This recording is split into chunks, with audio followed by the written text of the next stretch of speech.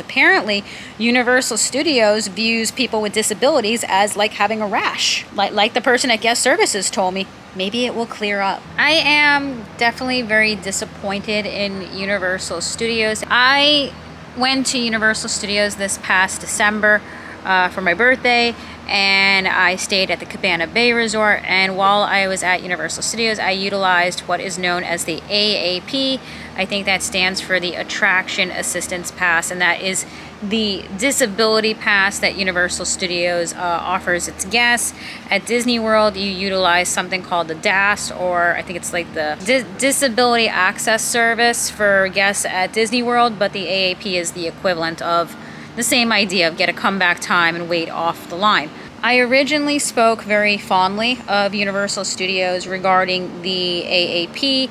I did a video on this channel where I talked about comparing and contrasting the AAP to DAS and some different points as to why I thought that the AAP was superior. But in this video, I can say I was wrong. And it's important for me to go over the points as to why I was wrong, and now I'm saying actually the daspass is better.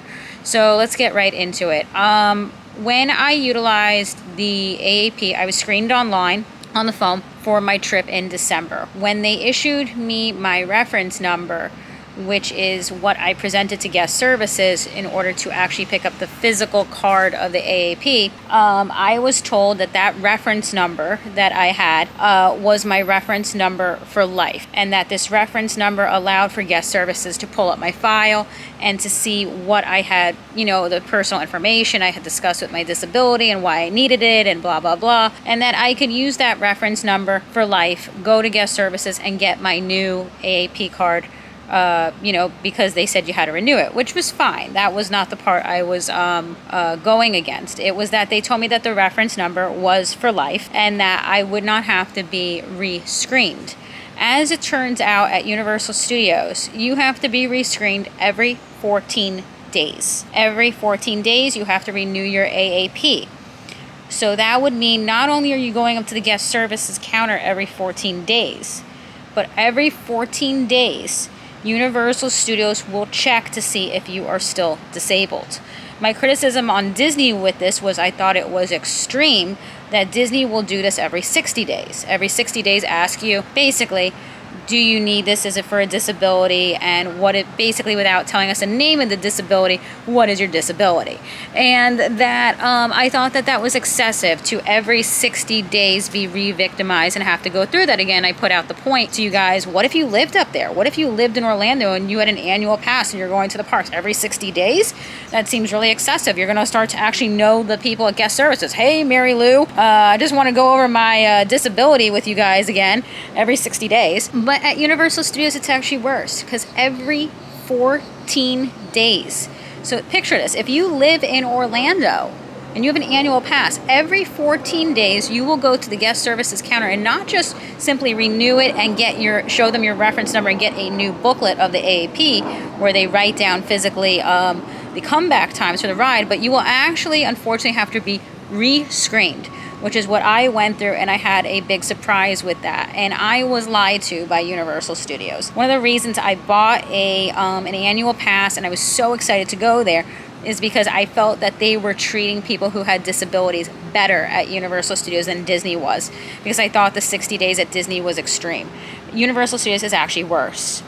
And I was lied to by them. They told me that all I had to do was present my reference number, they would look up my file, and they would issue me a new AAP with the new dates of my stay. As it turns out, you have to be re-screened. And as I was communicating with guest services about this, they were kind of like going round and round. They didn't really want to tell me the truth. And then when I got them on the phone, they not only admitted it, but they caught me by surprise. They're like, "Oh, we're going to re-screen you now." And I'm like, "What?" And it was a very unsettling conversation.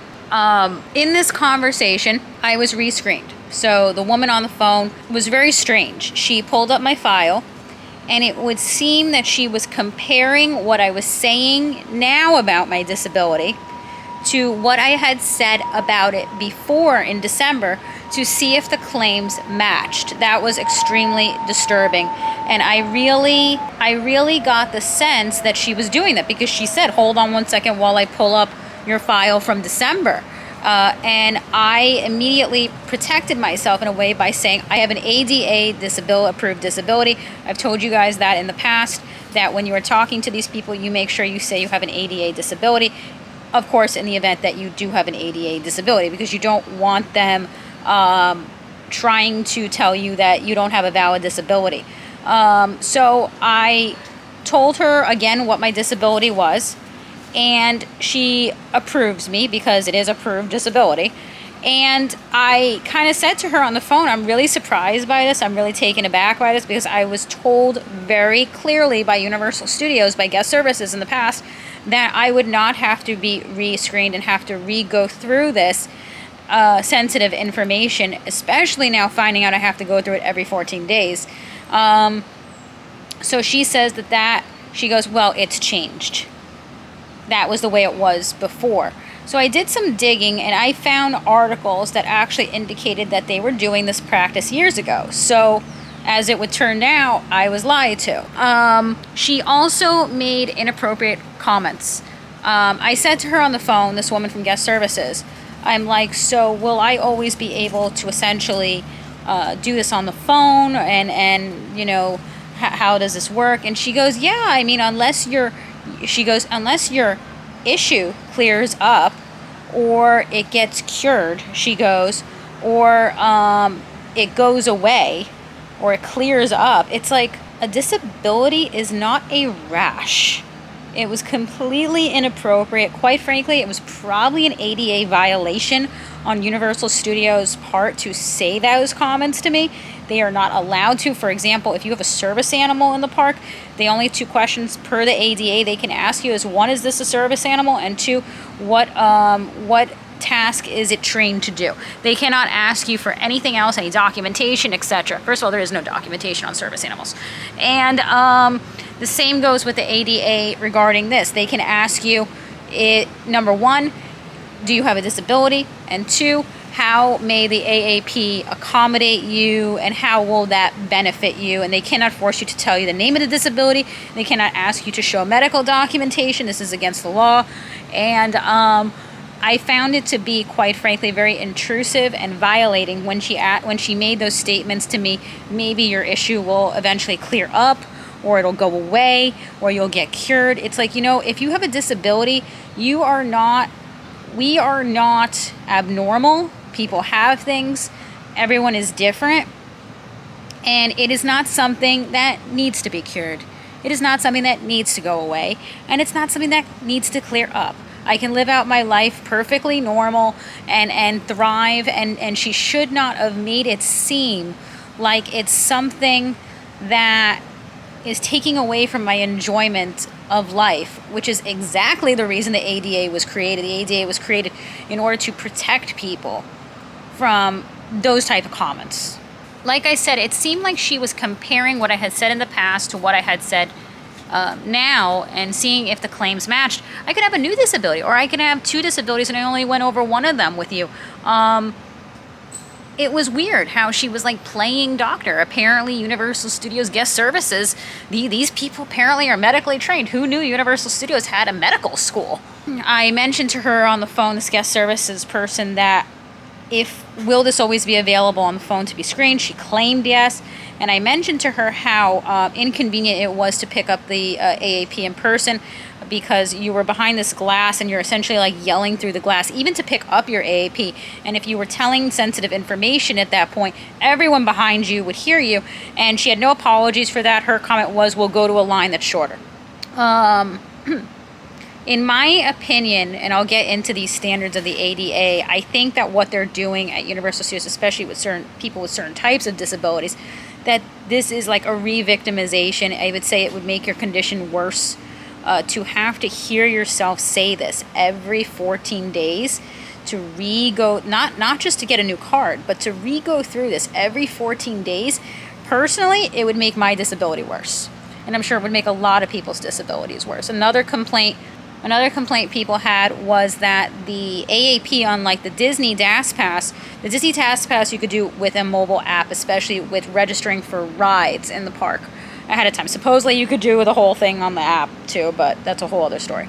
The AAP is very primeval. It is a actual physical card, and you have to actually walk to the ride that you want the comeback time to, even if it's across the park, to then be told to wait time outside the park, even if that is an inconvenience to your disability. There's really no excuse for them not making it digital. They have an app. So just include it in your app. There's a message also on the bottom of the AAP card that says, in the event you were to lose this card, we won't give you another one for your stay. That sounds like an ADA violation. It is not unreasonable.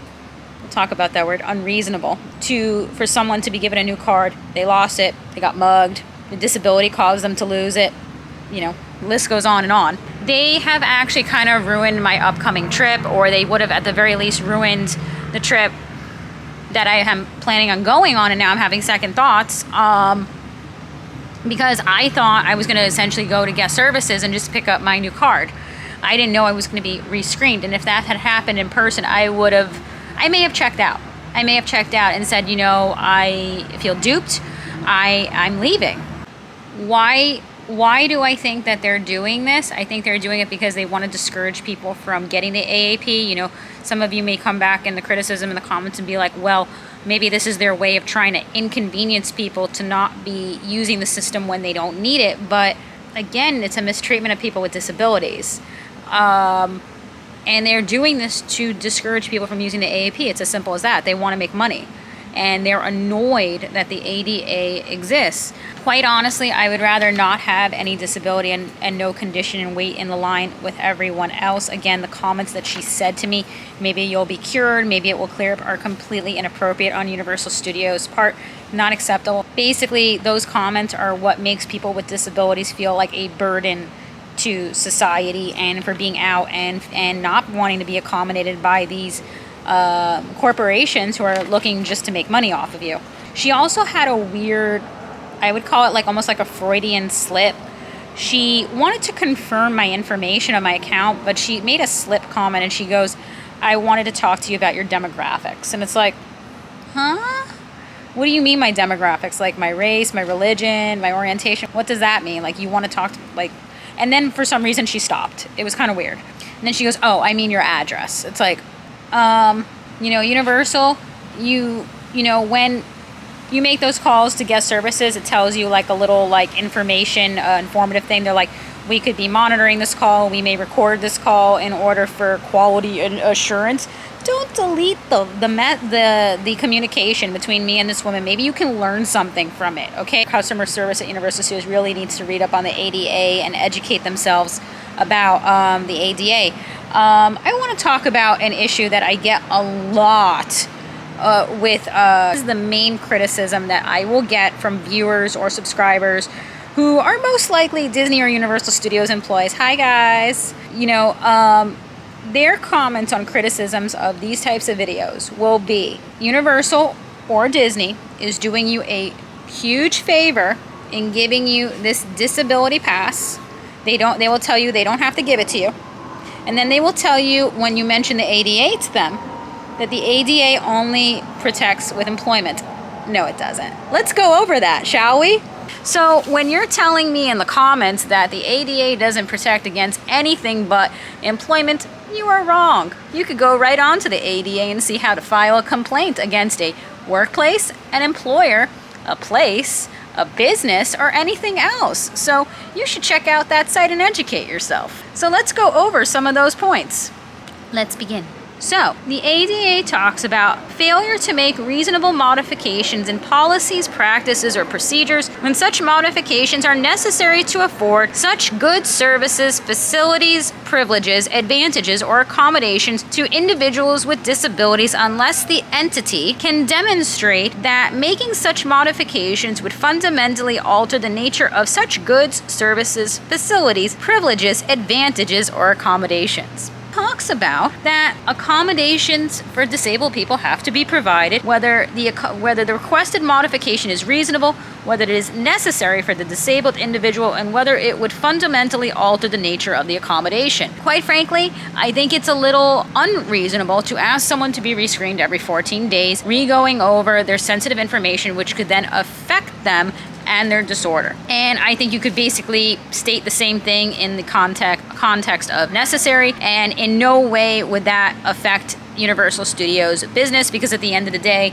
they have to give it to you anyhow, and you cannot be charged a financial burden. So when people in my comments, these trolls, which are very well probably Universal Studios or Disney employees, how do I know that? Because many of them will actually tell me. They'll be like, I am a Universal Studios employee, or I am a Disney team member, cast member, whatever they're calling themselves that day, and I do not agree, and blah blah blah. And they will come back in these comments and they will tell you in the comments, because they want the other people to see it, that the ADA only protects against employment, and that is not true. If you go on the ADA website and you look up how essentially you would even file a complaint with the ADA, which takes time, you will see that it lists a wide range of things that the ADA covers. Another question I got from a viewer, and I wanted to just re-reference that because some of you may ask that to me again, was if I am, for example, from the UK and I am traveling to Orlando, does the ADA and the AAP, the DAS, apply to me? Absolutely. You are a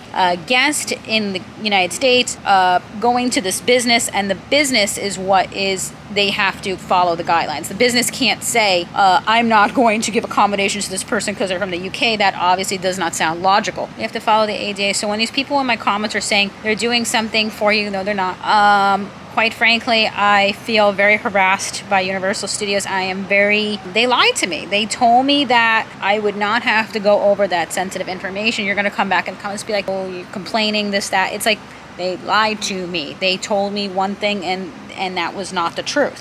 So yeah, I think that quite frankly, it's a harassment of people with disabilities. I feel, like I said, what if I lived up there? Every 14 days, I'm gonna go to Mary Lou behind the ticket desk and be like, not only am I renewing and getting my new card, but I would like to tell Mary Lou about my condition every 14 days, and then Mary Lou will tell me maybe it'll get better, maybe it'll be cured, it'll clear up like a rash, because that's how Universal Studios apparently views people with disabilities. Apparently, Universal Studios views people with disabilities as like having a rash, like the person at guest services told me. Maybe it will clear up. Yep. So Universal Studios, you probably can learn something from it. So I suggest you check out the video. Maybe that will help you understand why people, may cancel their reservation, why they may go back to Disney. So yeah, you don't have to hire a fancy marketing team or anything like that, or use your internal marketing to try to just figure out the mystery. Watch the video. It may help you learn something.